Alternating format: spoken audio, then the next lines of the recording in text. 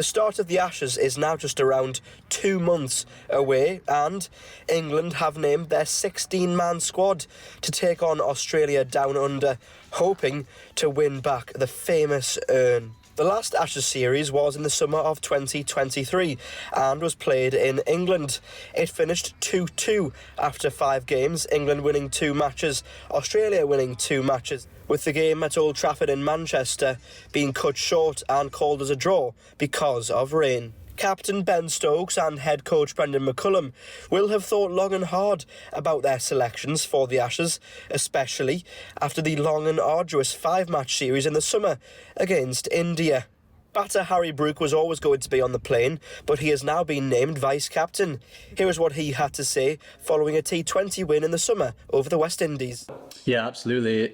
The way that Smudge and Joss both batted in that period after losing an early wicket as well. They went out there, they played with the same aggression they would have done if we were non-down. So I think the power play really set us up beautifully, and I think that helps with the batting lineup we've got, with the depth in the batting we have. Bowler Bryden Carse enjoyed a useful summer, playing both red ball cricket and white ball cricket for England. This will be his first Ashes. Yeah, Baz mentioned it to me yesterday on the way up from London. It's obviously great to be back involved in that group. We had a training camp a couple of weeks ago down at Loughborough, which I was a part of. So to be back amongst that group after a busy test winter with them is very exciting, because obviously there's a massive challenge against India coming up this summer. And tomorrow at your home ground as well, wearing the England shirt, it's a great special feeling already. Yeah, look, obviously, always coming back and playing at Durham is pretty special, over the last couple of years, a couple of games, for England with the likes of Stokes and Potts and Mark Wood. Always coming back here, seeing familiar faces is always a nice touch. What's the feeling with this squad, especially in the one-day series or a 3-0 whitewash, so fans were all feeling pretty confident? Yeah, look, obviously, the last week has been an incredibly positive period of time for this group over such a short period. Under the new leadership of Harry Brook, everything has pretty much gone according to plan so far.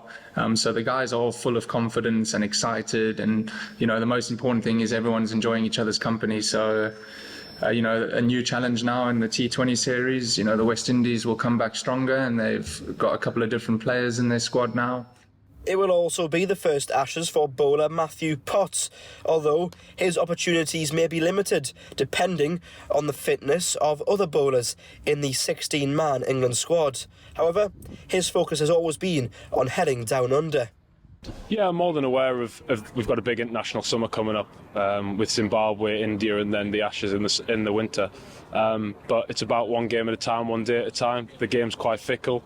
And it can bite you in the backside if you don't kind of have that approach. You get too focused and too fixated on where you want to be rather than what you are doing right now. So for me, it's about putting in big performances and big shifts in for the team and see if I can get us in a good position. I suppose performing here for Durham as well is key for now to making sure you're in the right place for the summer and for the Ashes as well. Yeah, exactly. Every game when I put a Durham shirt on, I'm trying my best to win the game and put the boys in a good position. And if that works favourably for me in terms of my position, then that's brilliant. But ultimately, they're trying to get the win across the line for the Durham boys and see where we are.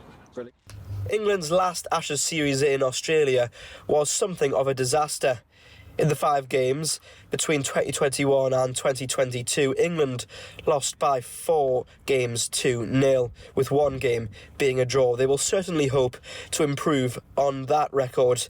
And, as mentioned earlier, the last Ashes series in England ended in a 2-2 draw, meaning that Australia retained the urn.